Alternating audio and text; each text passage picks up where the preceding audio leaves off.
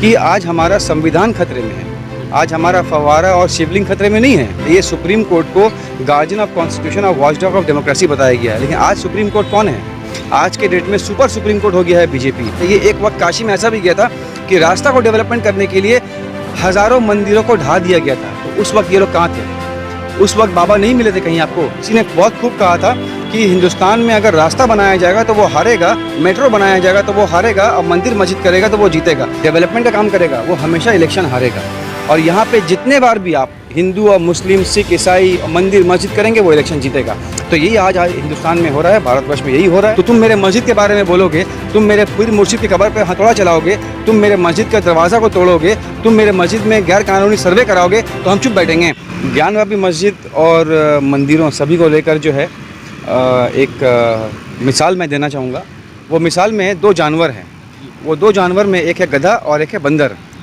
तो गधा क्या करता है, वो बंदर जो है ना बहुत बदमाशी करता है, और गांव के लोग जो हैं उसको बांध कर रखते हैं कि बदमाशी नहीं करे, किसी का कुछ नुकसान नहीं करे। तो गधा क्या करता है, वो बंदर को छोड़ देता है, गधा को बंदर को छोड़ देता है। वो बंदर क्या करता है, पास वाले खेत में जाकर पूरा उजाड़ देता है खेत को। तो सुबह उठते हैं लोग, देखते हैं कि मेरा खेत पूरा ख़राब हो गया है। बगल में जो खेत रहता है वो समझता है कि जो मेरे जो बगल में जो किसान हैं उन्होंने मेरा खेत को ख़राब किया था कि मेरा फसल ख़राब हो जाए, मेरा इनकम ख़राब हो जाए, मेरा कारोबार ख़राब हो जाए। वो क्या करते हैं कि उनका फसल को ख़राब कर देता है। उनका ख़राब होने के बाद में क्या होता है, सुबह उठ के मेरा फसल ख़राब है, तो वो क्या करता है, वो जाकर उसको मारता है घर में, उस किसान को घर से निकाल के अगला फैमिली वाला निकाल के मारता है। अब जब ये फैमिली वाला देखता है कि ये मेरे फैमिली को मारा है, ये किसान को मारा है, अब उनके फैमिली क्या करता है कि उनके वाइफ का मर्डर कर देता है। अब ये देखता है कि मेरे वाइफ का मर्डर कर दिया, तो ये क्या करता है, ये किसान अगला किसान को जाकर उसका जान मार देता है। उसके बाद में जब ये पूरा तमाशा हो जाता है, 3-4 मर्डर हो जाता है, पूरा खेत ख़राब हो जाता है, गांव का वातावरण ख़राब हो जाता है, तो फिर बाद में मालूम होता है कि ये काम एक बंदर का था, ये काम एक बंदर का था, बंदर ने इसको ख़राब किया। तो गधा से पूछा गया कि आपने ऐसा क्यों किया? तो बोले मैंने क्या किया, मैंने देखा कि वो बेचारा बंदर बंधा हुआ था, मैंने खोल दिया उसको। तो आज के डेट में मेरे भाइयों, ये मेरी गुलाम रब्बानी की हाथ जोड़कर अपील है आप सबों से कि आप देख लें कि आज के डेट में गधा कौन है और बंदर कौन है। ये गुलाम रब्बानी को बोलने की ज़रूरत नहीं है। अगर गुलाम रब्बानी बोल देगा तो फिर मुझे जो है मेरे पर केस किया जाएगा, मेरे पर में तमाम गाली गलौज होगा। तो आप खुद देख लें भाई, आज के देश में गधा और बंदर कौन है। अब आते हैं कि ज्ञानवापी मस्जिद को एक मामला बहुत तेज़ी से धूम पकड़ रहा है। एक तरफ जो है हिंदू पक्ष का दावा है कि शिवलिंग है और मुस्लिम पक्ष का दावा है कि वो फव्वारा है जी। तो कैसे देखते हैं, क्या हकीकत में शिवलिंग है या फव्वारा है? देखिए, शिवलिंग है कि फव्वारा ये बाद में आता है, पहले मेरे लिए संविधान होता है। संविधान में ये जो है आपका प्लेसेस ऑफ वर्शिप एक्ट 1991 का उल्लंघन हो रहा है ये वाला। आज सुप्रीम कोर्ट को इसमें इंटरवीन करना चाहिए, बड़े बड़े लोगों को इंटरवीन करना चाहिए कि आज हमारा संविधान खतरे में है, आज हमारा फव्वारा और शिवलिंग खतरे में नहीं है। अब अगर बताइए, सुप्रीम कोर्ट को गार्जियन ऑफ कॉन्स्टिट्यूशन और वॉचडॉग ऑफ डेमोक्रेसी बताया गया है, लेकिन आज सुप्रीम कोर्ट कौन है? आज सुप्रीम कोर्ट का कोई मान्यता कोई देता है? सुप्रीम कोर्ट का ऑर्डर का मान्यता कोई देता है? कोई नहीं देता है। आज के डेट में सुपर सुप्रीम कोर्ट हो गया है बीजेपी, सुपर सुप्रीम कोर्ट है, वो सुपर डुपर हिट है आज के डेट में, वो जो बोल देंगे वही होगा। तो आज के डेट में वही हो रहा है। अगर आप देखें कि ज्ञानवापी मस्जिद को लेकर जिस तरह से आज राजनीति की जा रही है, अगर बाबरी मस्जिद के टाइम पे हम लोगों ने जिस तरह से संविधान को माना, जिस तरह से ऑर्डर को माना कि नहीं ठीक है यहाँ पे मस्जिद होना चाहिए, यहाँ पे मंदिर होना चाहिए, इस तरह से आज भी लोगों को जो है आवाज़ उठाना चाहिए कि हर मंदिर और हर मस्जिद को उसका जो मान्यता है वो देना चाहिए, पहली बात। अब आते हैं सेक्शन 1941 के एक्ट में, जब प्लेसेस ऑफ वर्शिप एक्ट में, उसमें साफ सीधा लिखा हुआ है कि किसी भी धर्म के स्थान को तोड़ा नहीं जाएगा, किसी भी धर्म स्थान को चेंज नहीं किया जाएगा।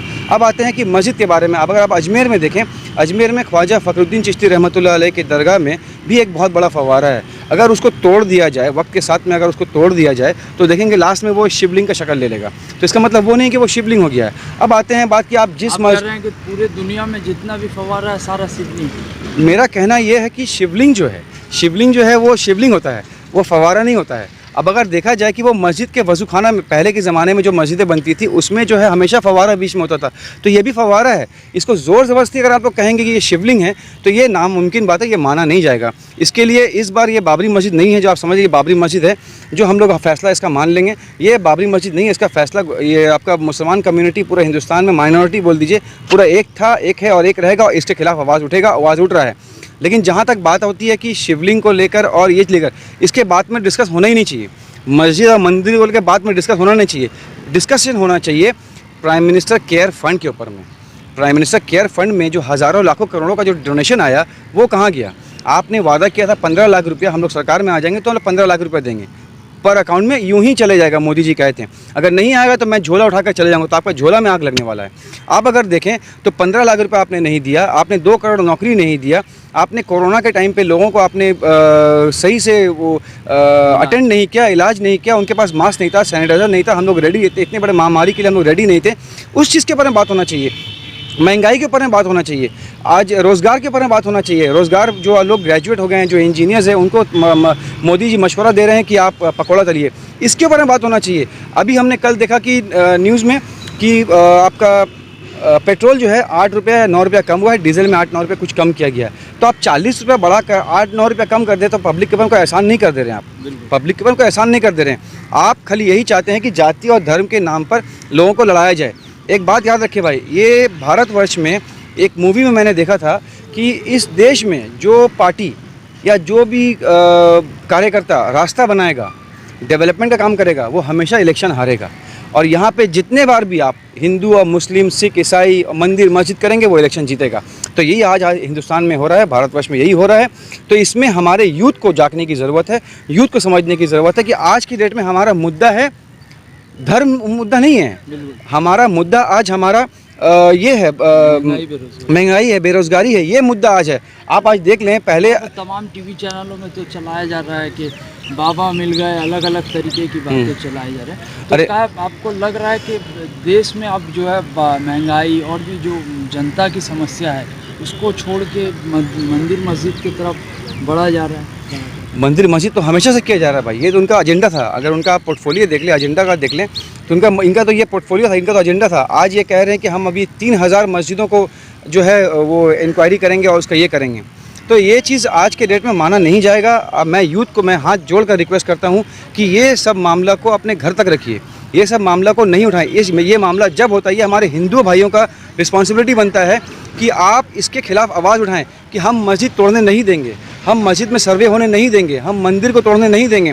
काशी में एक वक्त ऐसा भी गया था, मेरी आवाज़ गुलाम रब्बानी के आपके चैनल के थ्रू जितने दूर तक जा रही है, एक वक्त काशी में ऐसा भी गया था कि रास्ता को डेवलपमेंट करने के लिए हज़ारों मंदिरों को ढा दिया गया था। तो उस वक्त ये लोग कहाँ थे? उस वक्त बाबा नहीं मिले थे कहीं आपको?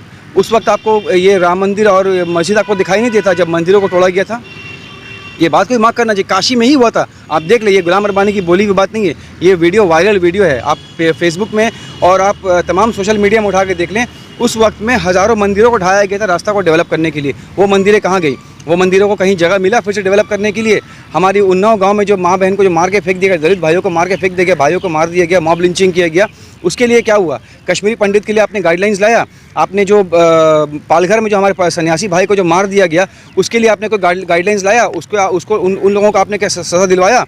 लेकिन आपने ऐसा कुछ नहीं किया। आपने सिर्फ और सिर्फ मंदिर और मस्जिद का राजनीति कर करके हिंदुस्तान का आपने जनाजा उठा दिया है। आज भी वही हालत है। आज अगर आप यूएई का और दुबई का अगर आप जीडीपी देख ले, दैट इज़ अबव 46%, और हमारा जीडीपी आज बांग्लादेश, श्रीलंका से भी ख़राब होते जा रहा है। इंडिया को पहले डेवलपिंग कंट्री से माना जाता था, आज इंडिया को अंडर डेवलप कंट्री माना जा रहा है, क्योंकि आज के डेट में हिंदू मंदिर मस्जिद को मुद्दा बना दिया गया। यहाँ पे ये मुद्दा नहीं होना चाहिए। तो जिस तरह से कुछ लोग ये भी कह रहे हैं ज्ञानव्यापी मस्जिद को लेके कि जिस तरह से बाबरी मस्जिद का हमने तो देखा नहीं, बाबरी मस्जिद किस तरह से शहीद हुआ, क्या हुआ, तो मगर बाबरी मस्जिद की तरह ये ज्ञानव्यापी मस्जिद को भी सेम उसी पैटर्न की तरह किया जा रहा है। तो क्या आपको लगता है सेम पैटर्न है, उसी तरीके का जो है ये साजिश चल रहा है इस मस्जिद को ढाने का? ये साजिश तो है ही, लेकिन अगर इनके लीडर्स की अगर आवाज़ सुनेंगे तो ये तो कह रहे हैं, ये तो कह ही रहे हैं कि हमारा ये मुद्दा है और हम लोग ये चाह ही रहे हैं कि इस चीज़ को आगे बढ़ावा दिया जाए। क्योंकि आज के डेट में किसी ने बहुत खूब कहा था कि हिंदुस्तान में अगर रास्ता बनाया जाएगा तो वो हारेगा, मेट्रो बनाया जाएगा तो वो हारेगा, और मंदिर मस्जिद करेगा तो वो जीतेगा। तो यही आज बीजेपी का तो पहला मुद्दा यही है। वो जो ख्वाब दिखा कर रखे हैं ना कि हम लोग यहाँ पे हिंदू राष्ट्र करेंगे, तो मेरे भाई ये पॉसिबल नहीं है। यहाँ पे हमारे ही बाप दादाओं का खून जो है शामिल है इस भारतवर्ष की मिट्टी में। आपको अगर इतना ही अगर शौक़ है कि आप मुसलमानों के लिए, उनके हुकूक़ के लिए कुछ काम करेंगे, तो वफ़ का ज़मीन उनको वापस कीजिए आप। जो वफ़ की ज़मीनें हैं, आज जो हमारी बेवाओं को, जो हमारे यतीम मिस्किनों को जो वफ़ से मिलना चाहिए, वो आप उन लोगों की ज़मीन को गवर्नमेंट ने, बहुत सारे ज़मीन को जो है गवर्नमेंट ने अपने गैर कानूनी इनक्रोच करके रखा है। उसके लिए आप गाइडलाइंस लाइए ना। उस वफ़ एक्ट में ये कहा गया कि Waqf act has an overriding effect on any other act, लेकिन क्या ऐसा पॉसिबल है? आज मुतवल्ली को क्या ये मिल रहा है? वफ़ के ऊपर से आप GST हटाइए, वफ़ के ऊपर से आप इनकम टैक्स को हटाइए। मस्जिद के इनकम के ऊपर में क्या इनकम टैक्स लगेगा? मस्जिद के इनकम के ऊपर में उसके प्रॉपर्टी से जो इनकम होगा वो कौम के डेवलपमेंट के लिए होगा। उसके ऊपर में आप GST लगा कर रखें, उसके ऊपर में आपने इनकम टैक्स लगा कर रखा है। मैंने उसके लिए कितनी बार मिनिस्ट्री ऑफ फाइनेंस, मिनिस्ट्री को, ministry of minority affairs, government of India कितना बार चिट्ठी लिखा है। आज तक वहाँ से मेरे पास सिर्फ एक ही रिप्लाई आया है कि हम लोग इसको मिनिस्ट्री ऑफ फाइनेंस में देकर रखें, लेकिन आज तक उसके ऊपर में कोई भी कार्रवाई नहीं की गई है जो वफ़ और मस्जिद की ज़मीनों से उसके ऊपर से GST और इनकम टैक्स को हटाया जाए। आज मुतवल्ली के लाखों करोड़ों रुपये का ज़मीन जो वफ़ के अंडर में है, रजिस्टर्ड है 100 साल से, 200 साल से, लेकिन उसके पास में आज उसका एक आना ज़मीन भी उसके पास में नहीं है। इसके ऊपर में आपने गाइडलाइंस लाया कि वफ़ के ऊपर से GST और इनकम टैक्स हटाया जाए, वफ़ के कानून को और मजबूत किया जाए, पुलिस को और पावर दिया जाए ताकि वो मुतवल्ली की जगह को उसको वापस किया जाए, ताकि वो अपने कौम के लिए उसको डेवलप करे, रेजिडेंशियल और कमर्शियल लाइन में उसको डेवलप करे। लेकिन आपने वफ़ की ज़मीनों को भी ख़राब किया। गवर्नमेंट कितनी ज़मीनों को जो है कब्जा करके बैठी हुई है। आज मुतवल्ली दर की ठोकरें खा रहा है। हमारी मस्जिदों का हालत आज ख़राब है। क्यों ख़राब है? क्योंकि हमारी ज़मीनें जो आज मस्जिद के पास रजिस्टर्ड की गई थी, वफ़ की गई थी, वो उनके पास में आज है नहीं। आज मुतवल्ली लड़ रहा है उसके लिए। आप उसके लिए लाएँ, आप लेकिन लाएंगे किसके लिए? नकाब के लिए आप करेंगे। आप 3 तरह का करेंगे। इसका ज़रूरत हम लोगों को आज नहीं है, वो हमारा शरीयत है देखने के लिए। अगर आपको पावर लाना है तो वफ़ एक्ट के ऊपर पावर दीजिए, पुलिस को और एडमिनिस्ट्रेशन को पावर दीजिए, ताकि मुतवल्ली का जगह उनको वापस किया जाए। लेकिन मैंने आपको ज्ञानवापी मस्जिद के बारे में कम बयान किया। अपने हुकूक, अपने राइट के बारे में मैंने ज़्यादा बात की। अपने जवान तबके के भाई यूथ के लिए मैंने ज़्यादा बात की। अपनी माँ बहनों के लिए मैंने ज़्यादा बात की। उन्नाव गाँव की जो दलित माँ बहन है जिनको आज तक राइट नहीं मिला है, पालघर में जो सन्यासी भाई को मार दिया गया, उनके जो मॉब लिंच करने वाले जो लोग हैं उनको आज तक सज़ा नहीं मिला। कश्मीरी पंडित के ऊपर गाइडलाइंस नहीं लाए, कश्मीरी पंडित के ऊपर में फ़िल्म बनाया जा रहा है, उससे लाखों करोड़ रुपए कमाया जा रहा है, लेकिन उनके लिए उनके गाइडलाइंस नहीं लाया जा रहा कि उनके आज के फैमिली में जो उनको नुकसान हुआ था वो लाया जाए। लेकिन आप अगर देखा जाए, मेरा गुलाम रब्बानी जो आपको बयान दिया आज ज्ञानवापी मस्जिद और मस्जिद के बारे में, मंदिर के बारे में मैंने कम बोला, लेकिन मैंने जो ज़रूरत की चीज़ें हैं, जो हमारी आज महंगाई की जो आज मार है हमारे ऊपर में, जो हमारी माँ बहनों को आज 2-2 रुपये जोड़ने में मुश्किल हो रहा है, उसके ऊपर मैंने ज़्यादा बात की। तो आज यूथ को ज़रूरत है, यूथ को कहना होगा, जैसे मैं कह रहा हूँ, मैं जवान तबके का लोग हूँ, आपको भी ये कहना होगा, यूथ को भी कहना होगा, सामने आकर कहना होगा कि आज हमको मंदिर और मस्जिद के बात को हटाइए, आप हमारी नौकरी का इंतज़ाम कीजिए, आप हमारा लोन को माफ़ कीजिए, हमारा एजुकेशन लोन को माफ़ कीजिए, क्योंकि हमारा आज एजुकेशन लोन लेकर हमने पढ़ाई कर ली है लेकिन नौकरी नहीं है, तो हम कहाँ जाएंगे आज? तो इस चीज़ को जो है गवर्नमेंट को देखने की बहुत ज़रूरत है। लेकिन एक बात मैं फिर से कहना चाहूँगा कि ये जो मैंने बंदर और गधा का जो आपको जो एग्जाम्पल दिया है, इस चीज़ को भी गौर करें, इस चीज़ को और फैलाएं ताकि लोगों को जागरूक हो। और संबित पात्रा को मैं ये कहना चाहूँगा, ये जो पूरा तमाम जो तमाशा है ना, ये तमाशा जो है संबित पात्रा का शुरू किया हुआ है। एक बयान मैंने उसका देखा था संबित पात्रा का, उस बयान में उसने कहा था, किसी ने सवाल उठाया था, तो उस सवाल उठाने वाले लोग को वो कह रहा है कि ए चुप बैठ, नहीं तो किसी मस्जिद के नाम को मैं बदल कर रख दूंगा विष्णु भगवान के ऊपर। ये संबित पात्रा का बयान है। अगर मैं तुझे कहूँ कि मैं तेरा नाम संबित पात्रा हटाकर शेख संबित पात्रा कर दूँ तो कैसा लगेगा? पिछवाड़ा में मिर्चा लग जाएगा। अगर मैं तेरा नाम को बदल के शेख संबित पात्रा कर दूँ तो बुरा लग जाएगा। तो तुम मेरे मस्जिद के बारे में बोलोगे, तुम मेरे पीर मुर्शिद की कब्र पर हथौड़ा चलाओगे, तुम मेरे मस्जिद का दरवाज़ा को तोड़ोगे, तुम मेरे मस्जिद में गैर कानूनी सर्वे कराओगे, तो हम चुप बैठेंगे। तुम बिना कुछ कसूर के तुम इतने बड़े बात बोल दोगे, उसको बोलो हमसे डिबेट बैठ के बात करने के लिए, उसको बोलो हमसे बात, उसका औकात याद दिला देंगे हम, उसका संबित पात्रा का औकात याद दिला देंगे हम। अगर हमको बोले बैठ के बात करने के लिए, उसका नाम का वैल्यू और गुलाम रब्बानी का नाम का वैल्यू क्या है हम बता देंगे उसको। उसको नहीं मुतवा दिया तो मेरा नाम में आप कुत्ता पाल दीजिए।